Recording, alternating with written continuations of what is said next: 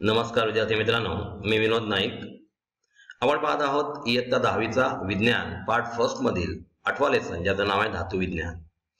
आतापर्यंत आपण 6 सेशन पाहिले, ज्याच्यामध्ये धातूंच्या भौतिक रासायनिक गुणधर्मांपासून त्यांचं निष्कर्षण करण्यासाठी कोणकोणत्या पद्धतींचा वापर केला जातो किंवा त्यांचं सहतीकरण कसं केलं जातं, धातू कसे काढले जातात याच्याविषयी आपण पाहिलं. त्याचप्रमाणे आपण ॲल्युमिनियम या धातूचं निष्कर्षण कसं केलं जातं हे सुद्धा आधीच्या सेशनमध्ये पाहिलेलं आहे. त्याच्यानंतर आपण कमी क्रियाशील धातू जर असतील तर त्यांचं निष्कर्षण करण्यासाठी कशा प्रकारची पद्धत वापरली जाते, त्याचप्रमाणे कॅल्सिनेशन म्हणजे काय, निस्तापन म्हणजे काय, किंवा रोस्टिंग म्हणजे भाजणे म्हणजे काय, आणि थर्मिट अभिक्रिया किंवा रुळाला गेला तडा तोडण्यासाठी कशा प्रकारे थर्मिट अभिक्रियेचा वापर केला जातो याविषयी सुद्धा चर्चा आपण आधीच्या सेशनमध्ये केलेली आहे. तर विद्यार्थी मित्रांनो, आता आपण हळूहळू शेवटच्या पार्टकडे येत चाललेलो आहोत.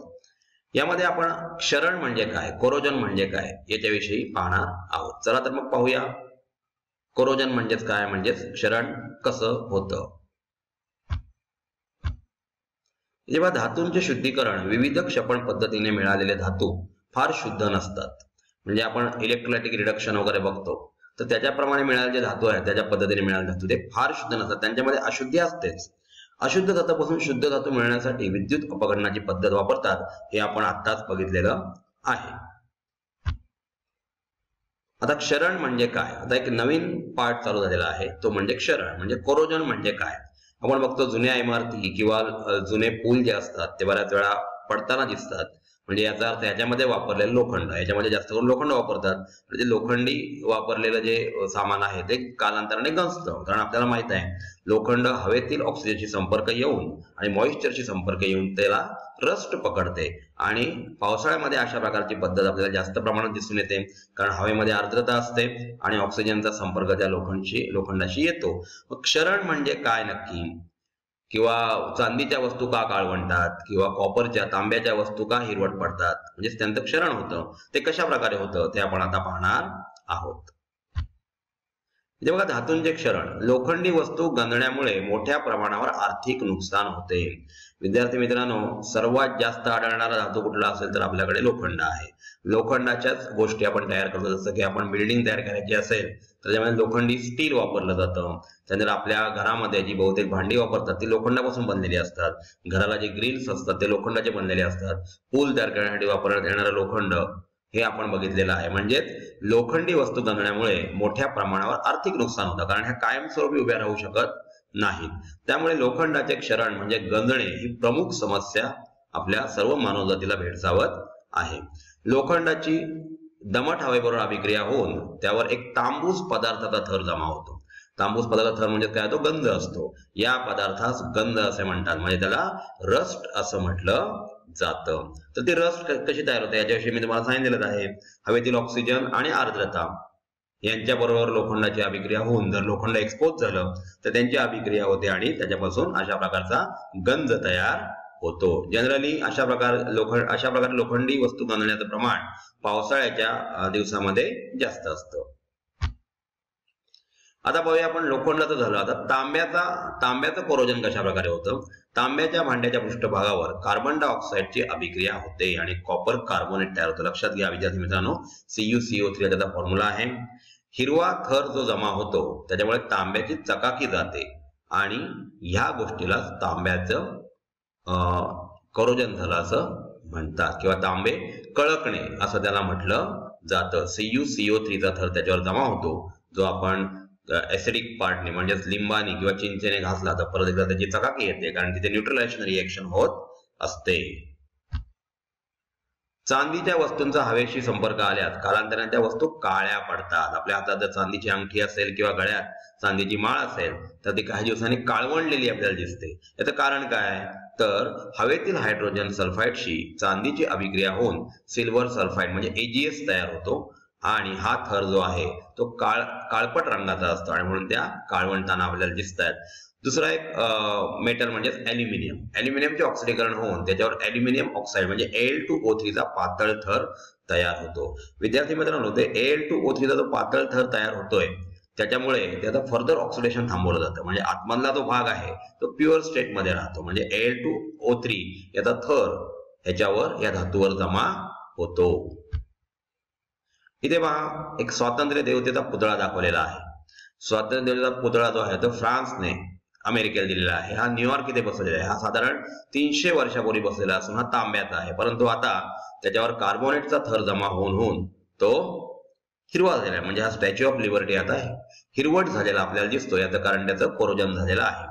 आकृतीमध्ये बघा, या आपण किल्ल्यावर वगैरे गेलो, एखाद्या फोर्टवर गेलो तर तिथे आपल्याला अशा प्रकारे तोफांना लावलेल्या अशा प्रकारच्या साखळ्या दिसतात.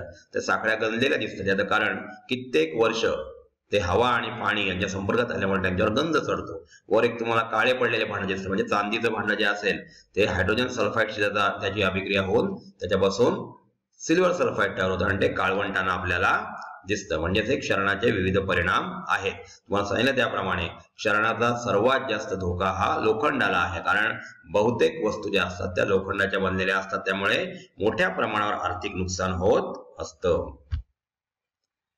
आता क्षरण प्रतिबंध करायला पाहिजे.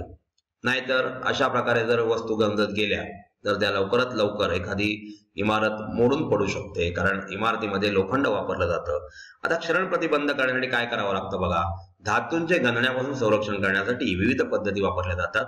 धातूंचा हवेशी संपर्क तोडल्यास धातूंचे क्षरण रोखता येते. बघा, आपल्या घरासमोर सभोवताली जे ग्रिल असतं ते लोखंडाचं बनलेलं आहे आणि त्याला ऑइल पेंट मारला जातो किंवा रेड ऑक्साईड लावलं जातं, जेणेकरून हवेतील ऑक्सिजनशी आणि आर्द्रतेशी त्या मेटलचा संपर्क येऊ नये आणि रस्ट पकडू नये म्हणून अशा प्रकारचं विलेपन त्याच्यावर केलं जातं. आता त्यातल्या काही पद्धती आपल्याला पुढे दिलेल्या आहेत. याच्या पूर्वीच्या इयत्तामध्ये सुद्धा आपण धनाग्रीकरण किंवा गॅल्व्हनायझेशन अशा वेगळ्या प्रकारच्या पद्धती पाहिलेल्या आहेत. इथे पहा, धातूंपासून बनलेल्या वस्तूंचे क्षरण थांबवण्यासाठी आपण काही गोष्टी करायच्या असतात. त्या म्हणजे धातूंचे गंजण्यापासून संरक्षण करण्यासाठी विविध पद्धती वापरल्या जातात. जवळपास सर्वच पद्धतीमध्ये लोखंड गंजू नये याकडे विशेष लक्ष देण्यात येते. लोखंड गंजण्याच्या प्रक्रियेचा दर आपण कमी करू शकतो. म्हणजे याच्यासाठी काय करावं लागेल तर धातूचा हवेशी संपर्क आला नाही पाहिजे याच्यासाठी आपण प्रयत्न केला पाहिजे.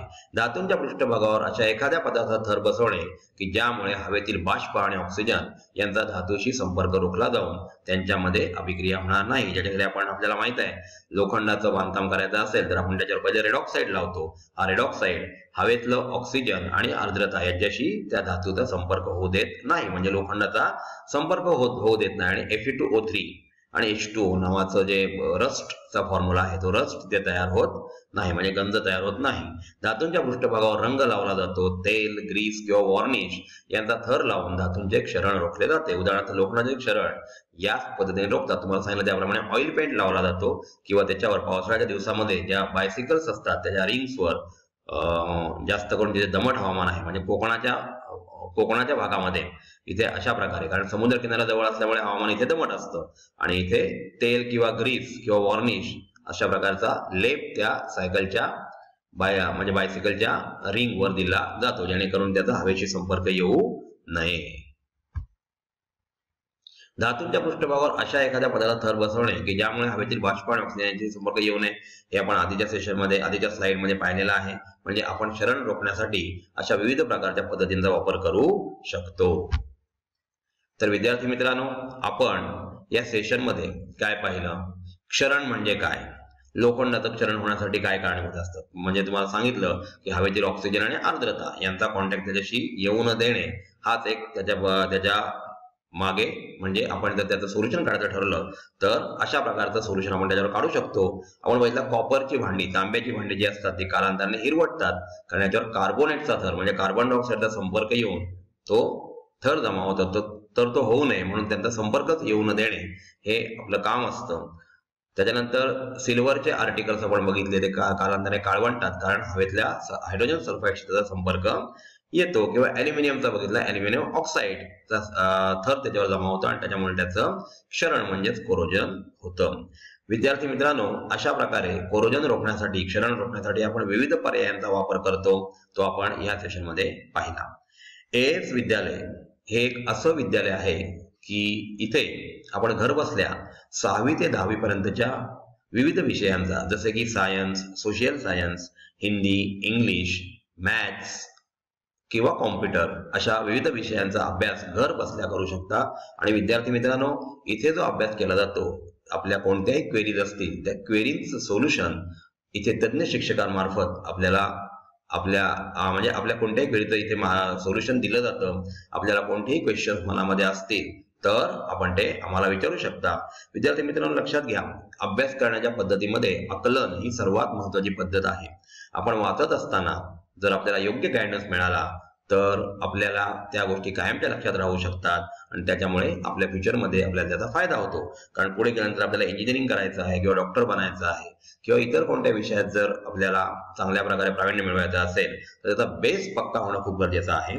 आमचं AS विद्यालय हे अशा प्रकारचं विद्यालय आहे की आपली बौद्धिक संपन्नता चांगल्या प्रकारे करण्यासाठी आम्ही इथे प्रयत्नशील असतो।